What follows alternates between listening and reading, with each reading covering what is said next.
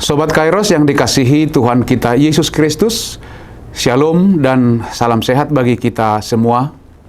Sebelum kita melakukan aktivitas kita, marilah kita terlebih dahulu mendengarkan firman Tuhan yang tertulis dalam Injil Matius pasal 5 ayat 17. Demikian firman Tuhan. Janganlah kamu menyangka bahwa aku datang untuk meniadakan hukum Taurat atau kitab para nabi. Aku datang bukan untuk meniadakannya, melainkan untuk menggenapinya. Demikian firman Tuhan. Sobat Kairos yang dikasihi Tuhan kita Yesus Kristus, berburuk sangka sering terjadi dalam perjalanan kehidupan kita.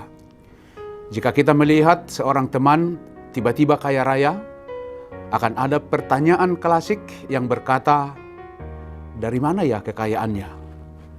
Kok tiba-tiba dia sudah kaya raya? Jangan-jangan dan seterusnya.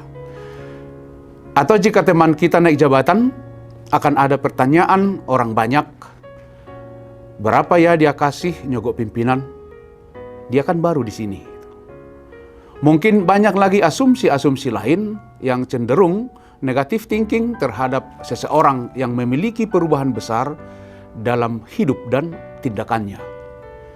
Kira-kira seperti itu juga pandangan orang banyak terhadap tindakan dan pengajaran yang dilakukan oleh Yesus.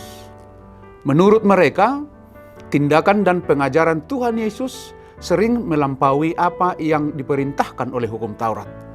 Sehingga mereka menuduh Yesus meniadakan atau menghapuskan hukum Taurat atau kitab suci. Karena kita tahu bahwa orang-orang Yahudi sangat fanatik menghidupi hukum Taurat. Namun jawaban Yesus dalam firman-Nya hari ini justru menegaskan bahwa Dia datang bukan untuk meniadakan hukum Taurat, melainkan untuk menggenapinya. Bahkan pada ayat-ayat berikutnya Tuhan Yesus menegaskan satu titik pun tidak boleh ditiadakan dari hukum Taurat. Dan siapa yang meniadakan salah satu dari hukum Taurat akan menerima murka Allah. Oleh karena itu Yesus memastikan tidak ada bagian dari hukum Taurat atau kitab suci yang ditiadakan sebelum semuanya terjadi. Sebelum Allah menggenapi janjinya. Dan janji itu telah digenapi di dalam Kristus. Karena Dia adalah kegenapan hukum Taurat. Roma 10 ayat 4. Maka dalam konteks firman Tuhan hari ini, kata meniadakan menjadi menggenapi. Kristus datang bukan untuk meniadakan hukum Taurat, tetapi untuk menggenapinya.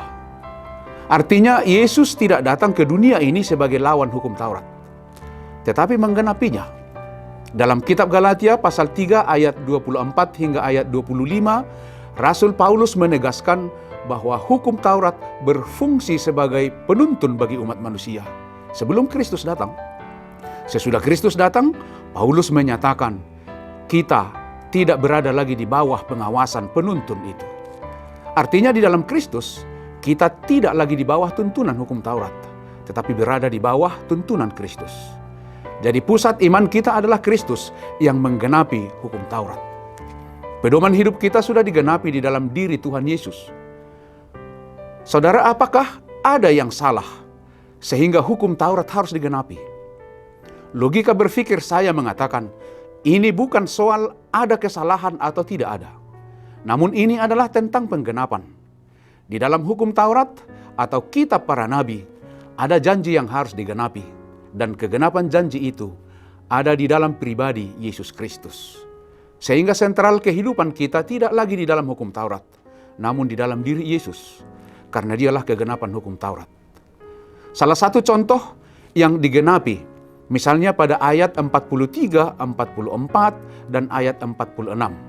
Di sana dikatakan, kamu telah mendengarkan firman, kasihilah sesamamu manusia, dan bencilah musuhmu. Tetapi aku berkata kepadamu, kasihilah musuhmu, dan berdoalah bagi mereka yang menganiaya kamu. Apabila kamu mengasihi orang yang mengasihi kamu, apakah upahmu? Bukankah pemungut cukai juga berbuat demikian? Sobat Kairos yang dikasihi Tuhan kita Yesus Kristus. Jadi penggenapan itu adalah membaharui dan menyempurnakan pola pikir kita yang percaya kepada Yesus.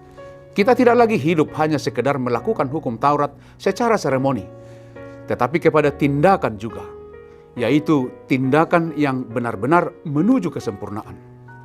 Di dalam Yesus, hidup kita lebih memprioritaskan kasih dari hukum dan lebih memprioritaskan hati daripada seremoni.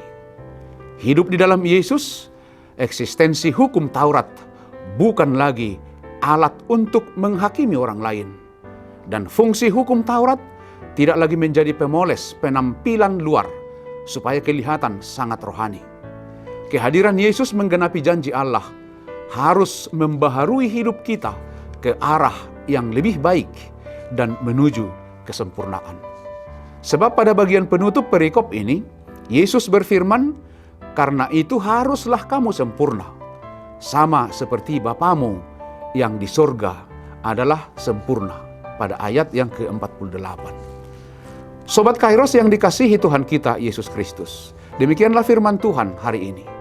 Selamat beraktivitas, tetap semangat, dan patuhi protokol kesehatan. Tuhan Yesus memberkati kita semua.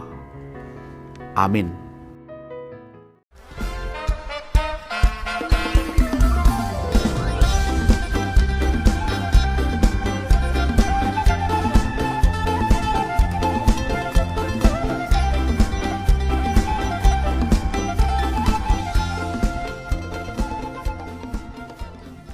Tahun ini merupakan tahun yang bernuansa kesatuan hati bagi seluruh gereja HKBP.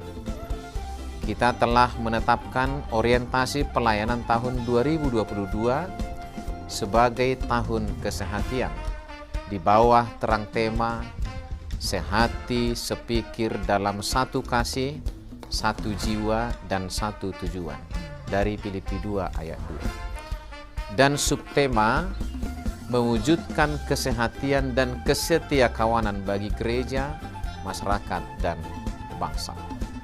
Panitia Tahun Kesehatian HKBP Distrik 8 DKI Jakarta telah ditetapkan menjadi organ pelayanan dalam mewujudkan persekutuan, kesaksian, dan pelayanan yang semuanya diikat dalam satu kasih, satu jiwa, dan satu tujuan. Kesatuan hati dalam persekutuan, kesatuan hati dalam kesaksian, kesatuan hati dalam pelayanan bukan hanya membina soliditas internal semata, namun juga menyangkut relasi, hubungan yang baik dengan dunia luar kita. Maka untuk mewujudkan kesehatian yang nyata dalam kehidupan warga gereja, Panitia Tahun Kesehatian HKBP Distrik 8 DKI Jakarta berkomitmen untuk berkarya dalam program-program kreatif dan relevan dan bernilai tinggi untuk menguatkan visi dan misi kerajaan Allah di dunia ini. Kami mengajak seluruh elemen gereja, baik pelayan penuh waktu, pelayan takbisan dan non-takbisan, serta seluruh jemaat dan para pemerhati lintas denominasi, mari bersama-sama mendukung dan mensukseskan seluruh program-program pelayanan yang telah ditetapkan, baik dalam doa, daya, dan dana. Semuanya akan menjadi persembahan yang hidup bagi Tuhan untuk memperkokoh persatuan yang hidup dan saling melayani di tengah kehidupan yang penuh dinamika ini. Marilah saling mendoakan, saling menopang, serta bertolong-tolonganlah menanggung bebanmu. Demikianlah kamu memenuhi hukum Kristus. Horas, horas, horas!